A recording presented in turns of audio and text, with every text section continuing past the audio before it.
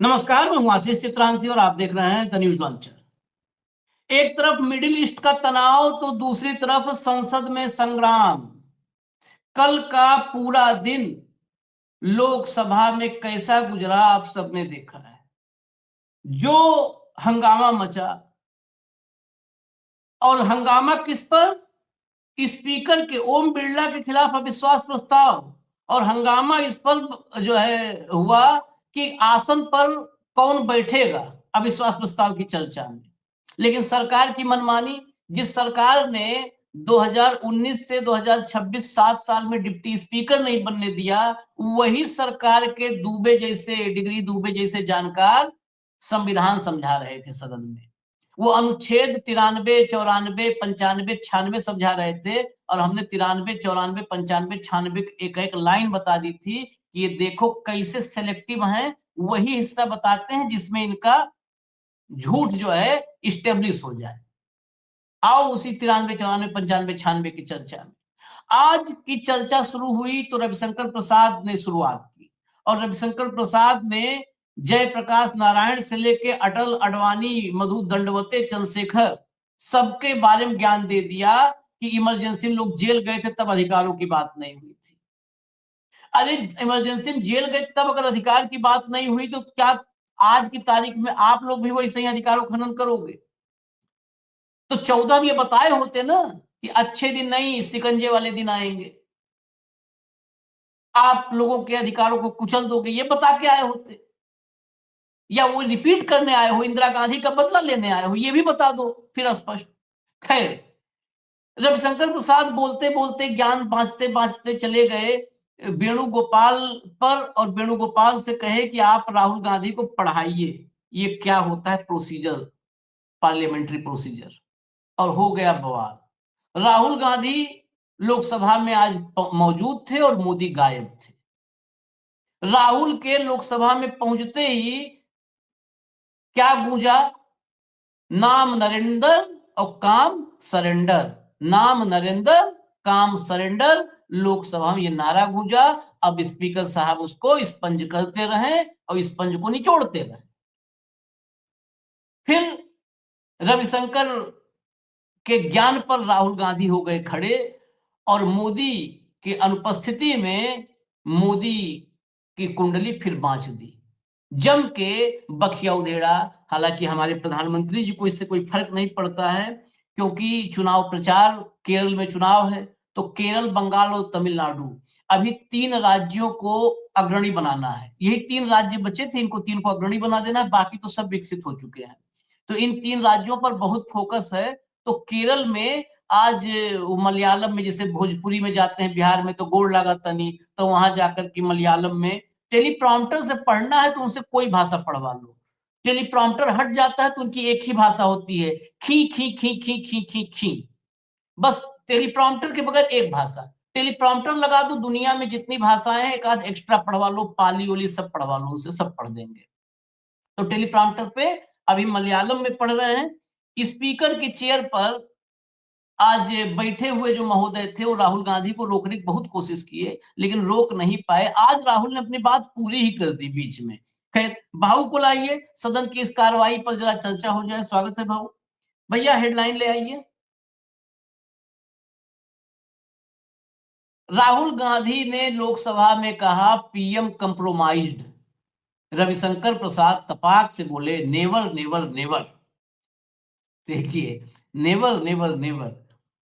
अब नेबर से तो कोई दोस्ती खत्म कर दिए सब, अब नेबर ही बोलो। नेबर तो जितने थे सब दुश्मन बना लिए। वो छोटे छोटे जो बगल में छोटे छोटे भाई थे वो भी दुश्मन हो गए। चलिए जरा भीतर थोड़ा चलिए। रविशंकर प्रसाद बता रहे हैं जो खुद ही, अब सोचिए रविशंकर प्रसाद के दिल से कोई पूछ ले कभी इनसे, अकेले में मिल करके और विश्वास कायम करके तब इनसे मोदी के बारे में पूछो तो ये आशीष जी, आप रविशंकर जी, तो आप इतना बिहार कवर किए हैं, बिहार की एक एक गली को जानते हैं, आप रविशंकर जी को कैसे नहीं जान पाए?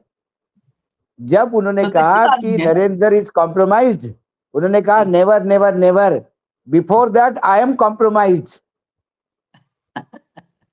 It is not Narendra compromised, it is Ravishankar compromised, जिनको बेइज्जत करके मंत्रिमंडल से निकाला हो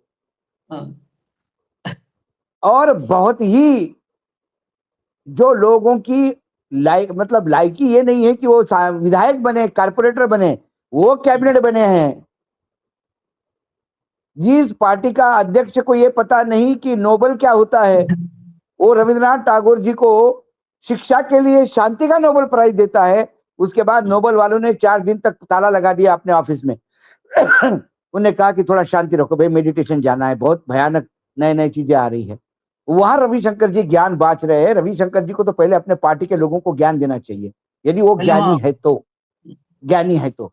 लेकिन क्या नहीं, करो, वो खुद ज्ञानी भी है। कॉम्प्रोमाइज्ड है, वो खुद और कॉम्प्रोमाइज्ड आपको है। पता होगा, हमारे आपके एक अनुज ने बताया भी था कि प्रतिष्ठित भी हैं। बहुत ज्यादा तो प्रतिष्ठित है, बिल्कुल बिल्कुल। नहीं, खानदानी प्रतिष्ठित है। हाँ, तो ये प्रतिष्ठित है। प्रतिष्ठा का डीएनए है एस्टेब्लिश किया हुआ तो वो जो है उस पर है ना।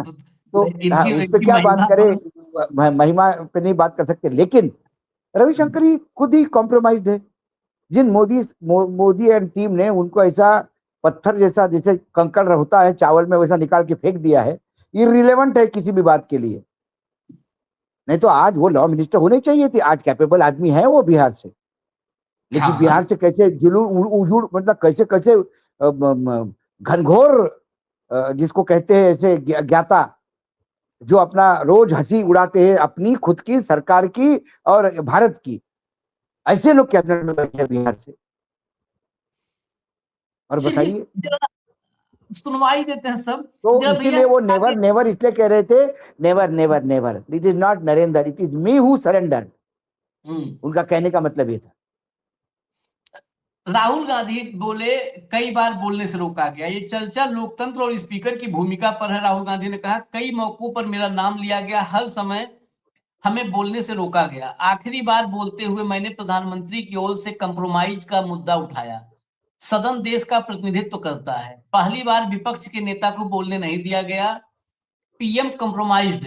इस पर रविशंकर प्रसाद ने बोला, never never never, PM Modi का भारत कभी कंप्रोमाइज्ड नहीं होगा। पीएम मोदी का भारत कभी कंप्रोमाइज नहीं होगा। उन्होंने कहा, इनको बेसिक समझदारी भी नहीं है। रविशंकर प्रसाद ने कहा, स्पीकर ने कई बार चेयर घेरी गई, कागज फेंके गए, लेकिन वह मुस्कुराते रहे।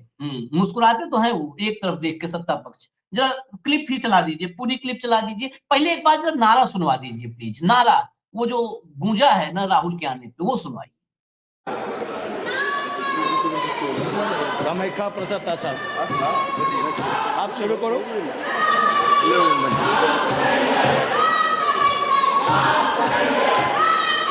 ऑनरेबल मिनिस्टर ने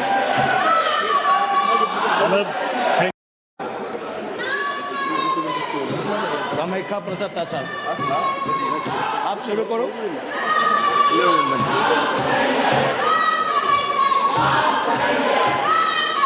ऑनरेबल मिनिस्टर ने चलिए, तो सैकिया साहब बैठे हैं, असम बीजेपी के जो है करता धरता हैं।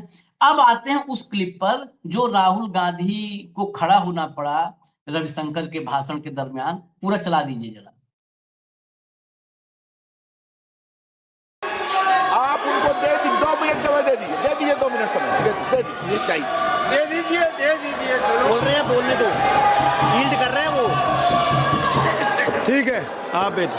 अगर वो कह रहे हैं मान्य, आप 2 मिनट समय दे। ठीक है, आप देखिए सुनिए, आप देखिए सुनिए, मान्य Venugopal ji, point of order. Yes, point. Venugopal ji, please be seated. No, just a minute. Please be seated, all of you. After you are sitting, please, you will be allowed. As per the rule, Please sit. 352. Please sit. Well खाली करो पहले, well को खाली कर दीजिए। आप अपना seat में बैठिए। एक minute, I am quoting the rule 352. just a minute. आपका सदस्य को पहले बैठा दीजिए। Not you. Yes. Okay. माननीय राहुल गांधी जी, आप बोलिए। Speaker sir, multiple times the discussion here is about the democratic process and the role of the speaker. Multiple times my name is being raised while things are being said about me. रुकिए सुनिए This house is the expression of the people of India. This house does not represent one party. This house represents the whole country. Every time we get up to speak, we are stopped from speaking. Multiple times. In the last time I spoke, I raised fundamental questions about the compromises that has been made by our Prime Minister. I will start to speak. You be Rahul Gandhi ji multiple times.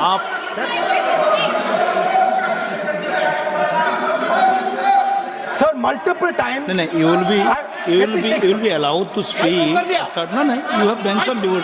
बोलने दीजिए sir. He is yielding. You are answering. You are. Let me speak, sir.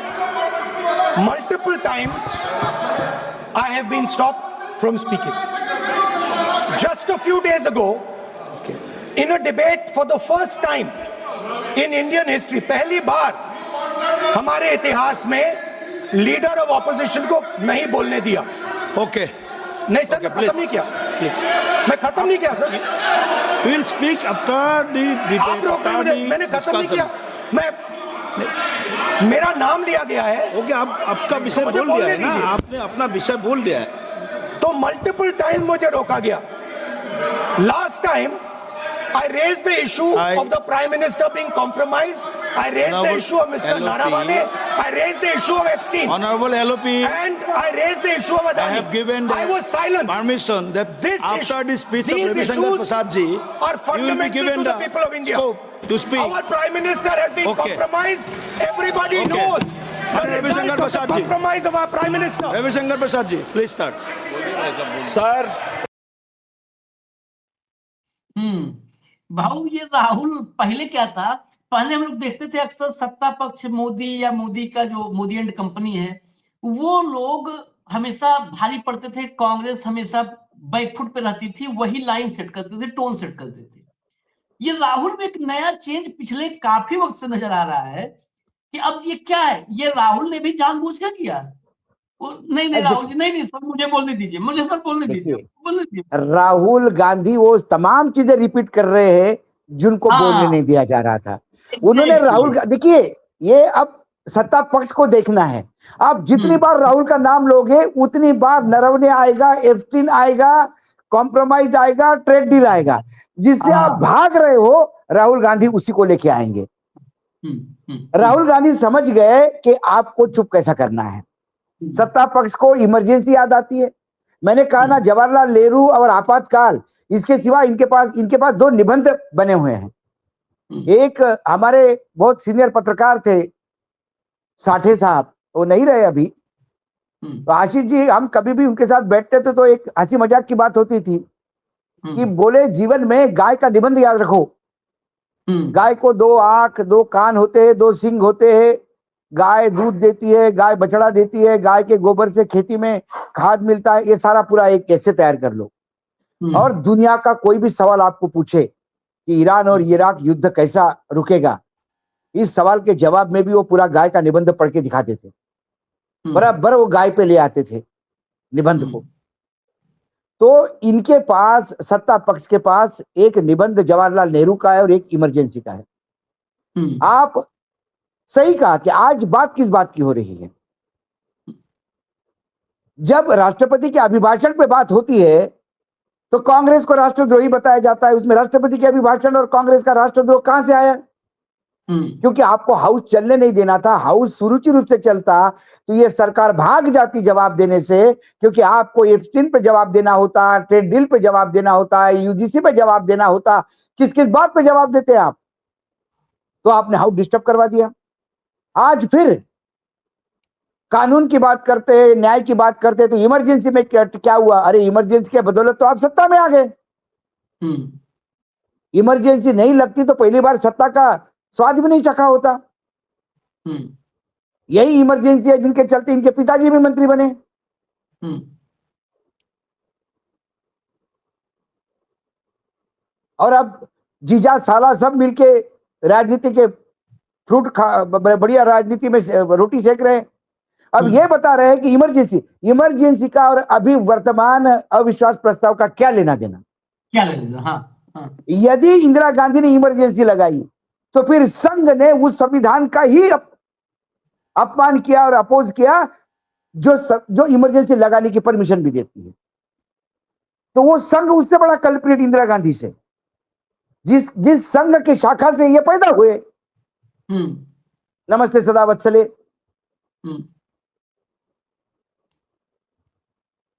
तो पीछे जाएंगे तो और खतरनाक आ जाएगा मामला। लेकिन अभी रिलेवेंस क्या था? स्पीकर पे आरोप, उन आरोपों को डिफेंड करने का काम रविशंकर का था। तो डिफेंड करने के लिए बार बार आपको इमरजेंसी है तो कभी जवाहरलाल नेहरू के पीछे छिपना पड़ता है। जब आप उनके पीछे छिपोगे तो फिर आजादी की लड़ाई में संघ का, सावरकर जी का, इन तमाम लोगों का रोल भी उसके सामने लाया जाएगा जो इमरजेंसी बोनी साबित होती है उस घिनौने कृत्य और राष्ट्रद्रोह से। तो ये फ्रस्ट्रेशन है। जब आपके पास विषय नहीं होता तो आप विषयांतर करते हैं, आप इधर उधर। आपको याद होगा अडानी पे सवाल पूछा था प्रधानमंत्री जी को वॉशिंगटन में, याद होगा आपको, व्हाइट हाउस में। तो प्रधानमंत्री का जवाब क्या था? वसुधैव कुटुंबकम।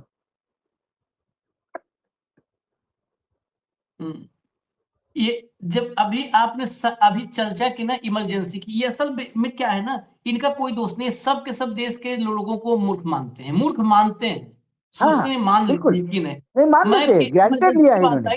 आज फिर रिपीट करेंगे, इसको हम पहले कर चुके हैं, फिर रिपीट करेंगे। मैं कोट अनकोट बता रहा हूँ पूरा, मतलब जो स्टेट वो है। 1975 से 77 के दौरान आरएसएस के तत्कालीन प्रमुख बाला साहेब देवरस ने इंदिरा गांधी की तारीफ करते हुए पत्र लिखे थे, जेल से रिहा करने का अनुरोध किया था। हालांकि ये सब तो इनका पुराना है, पत्र लिख करके सावरकर ने भी अंग्रेजों को पत्र लिख करके जेल से रिहा करने का अनुरोध किया था। तो जेल से रिहा करने का अनुरोध किया था। देवरस ने 15 अगस्त के भाषण की, जो इंदिरा गांधी के 15 अगस्त का भाषण था, उस भाषण की प्रशंसा की थी और बैन हटाने के लिए इंदिरा गांधी से बात करने की इच्छा जताई थी। संघ प्रमुख बाला साहब देवरस ने रविशंकर प्रसाद और उसी संसद में खड़े होकर के बोलते हैं, अमित शाह ना, हाँ मैं हूं संघ का सदस्य। वो मोदी बोलते हैं ना, हूं मैं संघ का कार्यकर्ता। तो सब लोग सुन लो, इमरजेंसी जब चर्चा करो तो ये एकदम दिमाग में बिठा लिया करो, देश को बताओ कि आप लोग इमरजेंसी के समर्थक थे, फिर कभी नहीं करो। या तो बाला साहब देवरस को कह दो कि वो गंदे आदमी थे, उनको घोषित करो। हाँ, फोटो निकाल दो। पत्रों की श्रृंखला, एक पत्र नहीं। देवरस ने इंदिरा गांधी को अगस्त 75 नवंबर में पत्र लिखकर उनके भाषणों की सराहना की। देवरस ने पत्र में आरएसएस को अनुशासित संगठन बता करके उस पर से प्रतिबंध हटाने के लिए गुजारिश की, आग्रह किया, गिड़गिड़ाए। ये तो एकदम 100% कन्फर्म है। उसके अलावा उस समय ये भी चर्चा होती थी, मतलब ये तो पत्र मौजूद है, जो पत्र हैं।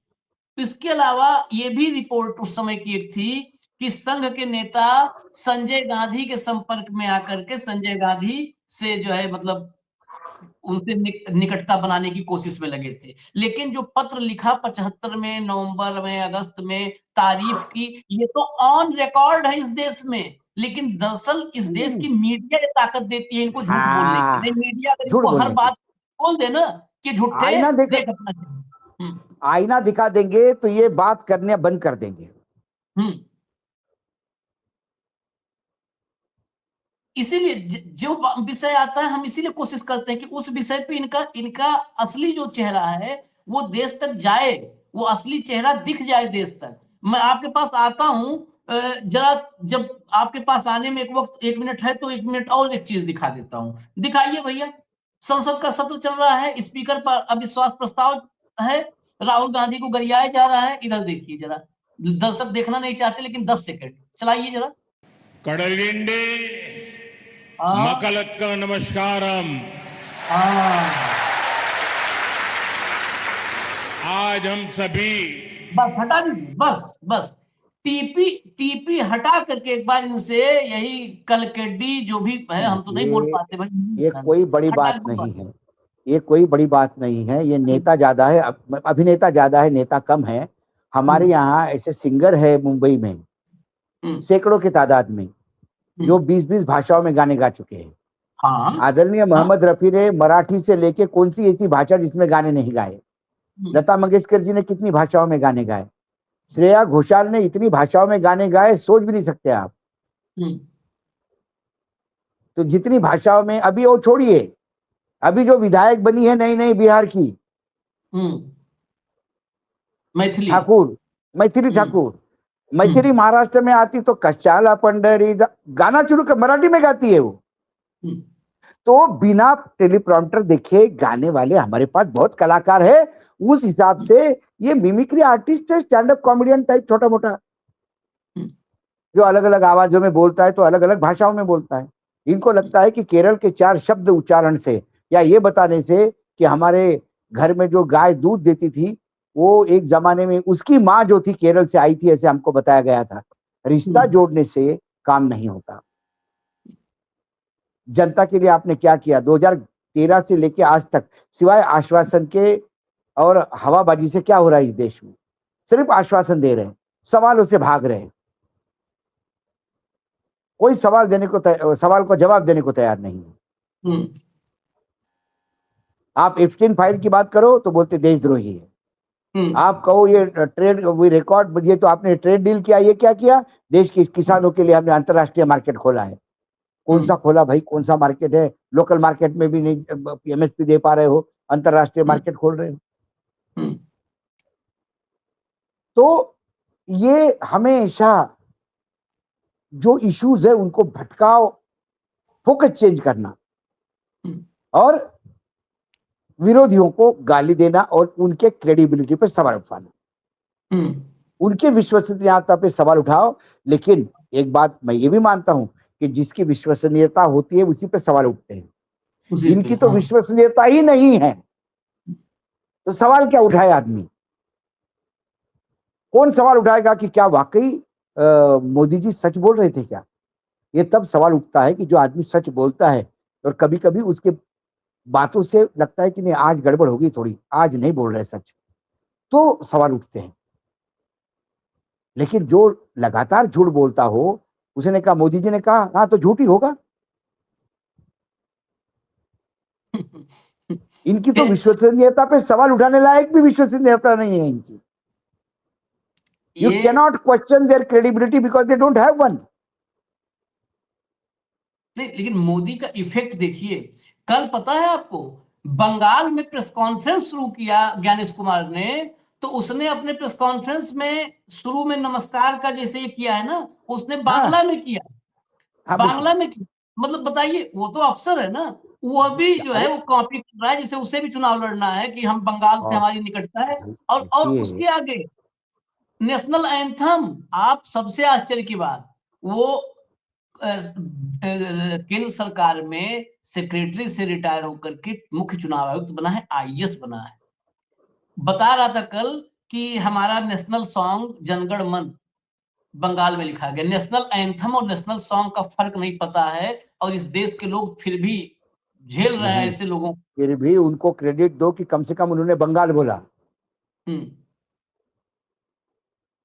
बिहारी में नहीं बोला। उनको 50% मार्क देने पड़ेंगे कि उन्होंने कम से कम लैंग्वेज सही पकड़ी। क्योंकि वंदे मातरम से लेके जनगण मन तक भारतीय जनता पार्टी का नेताओं का जो ज्ञान सामने आया है वो अद्भुत है और घनघोर है। हमारे एक मित्र थे, भोपाल में जर्नलिस्ट है, वो हमेशा कहते मूर्खता की परिभाषा अशोक जी ग्रेड होती है। मतलब मूर्खता की क्या ग्रेड यार? बोले एक मूर्ख होता है, एक झिलमिल मूर्ख होता है और एक घनघोर मूर्ख होता है। ये घनघोर वाले कैटेगरी में है। इन्होंने बंगाल बोला, बाकी तो वो भी मत पता नहीं है। जब हनुमान को आदिवासी बताने वाले लोग भी यहाँ पे है, हाँ मतलब इनकी यदि आप टेक्नोलॉजी देखो, एक एक राज्य से एक एक आदमी उठा के देखो तो अद्भुत है लोग, इनके ज्ञान का क्या कहना। लेकिन बंगाली में बोलो या आप उर्दू में बोलो या हिंदी में बोलो या अंग्रेजी में बोलो, सवाल के जवाब दो। जब आप जरा मणिकम टैगोर का ये जो है, उधर राहुल बोल रहे हैं और इधर मोदी जी गायब हैं, तो ये गायब होने पर सवाल भी खड़े होने लगे। जब तक हम कार्यक्रम शुरू किए थे तब तक तो नहीं सवाल थे, लेकिन क्योंकि तत्काल कार्यक्रम शुरू कर लिया, सवाल भी खड़े होने लगे। मणिकम टैगोर को जरा सुनाइए। अक्सर स्थगन प्रस्ताव यही लाते हैं सुबह 8:30-9 बजे। We all know that when elections comes, Prime Minister comes to Kerala as well as Tamil Nadu as well as Bengal. Without elections, he won't come to Tamil Nadu, Kerala as well as Bengal. It is election season for him. He will come and make big announcements and flag off even trains and others. It is very unfortunate that the country is facing huge crisis in the energy level. LPG prices are going up, restaurants are getting closed, functions have been cancelled, and Prime Minister is touring on his election tour. Priyanka Gandhi को भी सुनवा दीजिए। प्रियंका गांधी का भी अभी तुरंत प्रियंका गांधी का भी बयान आ गया। सोचती हूँ कि मतलब कितना बर्दाश्त करेगी जनता, कितना इन 10 सालों में अगर आप देखें, चाहे हर चीज़ के दाम बढ़ गए हैं, बेरोज़गारी बढ़ रही है, अब एलपीजी की सिचुएशन को देखिए, कितना बर्दाश्त करेगी। और इनकी पॉलिसीज़, इनकी नीतियों की वजह से। और अगर सदन में अच्छी चर्चा होती इन चीज़ों पे तो अच्छा होता, कम से कम हम जनता के सवाल उठा पाते। भाऊ, मणिकम टैगोर और प्रियंका दोनों आए हैं और राहुल वाले विषय से इतर। आज वो वहां भाषण दे रहे हैं टेलीप्रॉम्प्टर पर मलयाली में। देश भर में रेस्टोरेंट बंद हो रहे हैं। रेस्टोरेंट छोड़ दीजिए भाऊ, शमशान में ताले लग रहे हैं, क्योंकि गैस वाला जो होता है ना, शमशान में ताले लग रहे हैं। इनके खुद के गुजरात में जो टाइल्स उद्योग मोरवी का सबसे बड़ा है, फैक्ट्री बंद पड़ी है, क्योंकि उसके भी लिए गैस लगता है, फायर करना पड़ता है टाइल्स को पकाने के लिए। वो उद्योग संकट में आ गया है। गुजरात से लेके कश्मीर तक और कश्मीर से लेके कन्याकुमारी तक, अटक से लेके सॉरी अपने पंजाब से लेके वहां बंगाल तक पेट्रोलियम प्रोडक्ट की आज एयर इंडिया ने 350 रुपए बढ़ा दिए एक टिकट पे। इनको कोई फर्क नहीं पड़ता। कल लोग बोलेंगे कि वो साहब प्लेन में टिकट महंगे हो गए तो मेरे लिए जा रहे हो क्या? सर हमारी फैक्ट्री बंद हो गई तो मेरे लिए फैक्ट्री शुरू की क्या? साहब मेरा रेस्टोरेंट बंद हो गया तो मेरे को पूछ के किया क्या? जो आदमी ये कह सकता है कि 700 किसान मेरे लिए मरे क्या, वो कुछ भी कह सकता है। और मैं बार बार कहता हूं, इन्हें जनता का कुछ नहीं पड़ा आशीष। ये भूल जाइए कि चुनाव में जनता का वोट चाहिए। ज्ञानेश कुमार का फॉर्मूला है, ज्ञानेश इनको सीट दिलवाता है और ये ज्ञानेश के प्रति और ज्ञानेश इनके प्रति प्रतिबद्धता है। कौन जनता काय को जनता की उजी हुजूर करे? रेस्टोरेंट आज बंद होते तो कल बंद हो जाए, हमें क्या फर्क पड़ता है? नहीं दोगे वोट तो तुम्हारा वोट चाहिए किसको है? कौन से चुनाव में? विधानसभा लोकसभा चुनाव में आपने वोट दिया था, हम जीत गए। महाराष्ट्र में आपने वोट दिया था, हमारी सरकार बनी। हरियाणा में आपने वोट दिया था, हमारी सरकार बनी। बिहार में आपने वोट दिया था, रैली में तक नहीं आते थे आप हमारे। रोड शो में बच्चों को देख खड़ा करना पड़ता था मुझे इज्जत बचाने के लिए। क्या कर लिया आपने? मेरी सरकार बन गई, बड़े आए, जनता दिखा देगी। क्या जनता दिखा देगी? हमको ज्ञानेश के लिए हम और हमारे लिए ज्ञानेश। चलिए, अभी तो सत्र में अभी और घमासान होगा। राहुल का अभी घमासान तो होगा, बिल्कुल घमासान होगा, लेकिन घमासान का नतीजा, ये घमासान जो हो रहा है, समुद्र मंथन भी हुआ था, लेकिन उससे समुद्र मंथन से बिल्कुल साफ साफ विष और अमृत नजर आ गया था। यहाँ पर विष और अमृत मिक्स है। हमको पता नहीं चल रहा है कि हम मर रहे हैं कि जी रहे हैं, पता नहीं चल रहा। अमृत निकल ही नहीं रहा है, विष ही विष निकल रहा है। विष ही निकल रहा, सही बात है, विष निकल रहा है। और राक्षस जो है, जो राक्षस है, वो विष विपक्ष पे ढोल रहे हैं, जनता पे ढोल रहे हैं, जिसलिए जनता त्राइमाम है। देश फस्त है, मोदी जी मस्त है।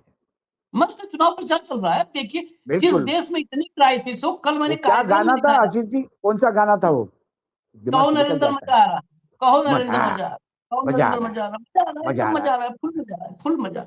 जिस देश में इतनी क्राइसिस हो, बेसिकली ये इमरजेंसी के हालात हैं। इस देश में आप पाकिस्तान का प्रधानमंत्री देश को संबोधित कर रहा है। संबोधित करते ये हैं, अपने संबोधित। बच्चों को बताता है पढ़ाई कैसी करे, जिसने कभी जीवन में पढ़ाई नहीं करी। और अभी जो गैस के लिए त्राहिमाम है, उसमें ये भाग रहे हैं। इसको बाबू एक लाइन में मैं कहता हूं, नोटबंदी प्लस कोविड दोनों को ऐड कर लीजिए। ये जो क्राइसिस है, नोटबंदी प्लस कोविड, यहाँ दोनों के लाशों का क्राइसिस एक हो गए।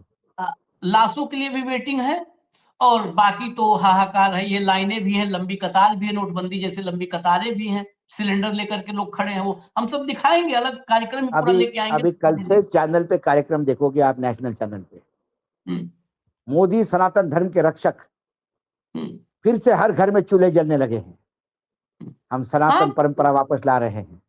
मास्टर स्ट्रोक अग्नि से जो अन्न पकता है, उसी का भोग भगवान मान्य करते हैं, और शरीर भगवान है।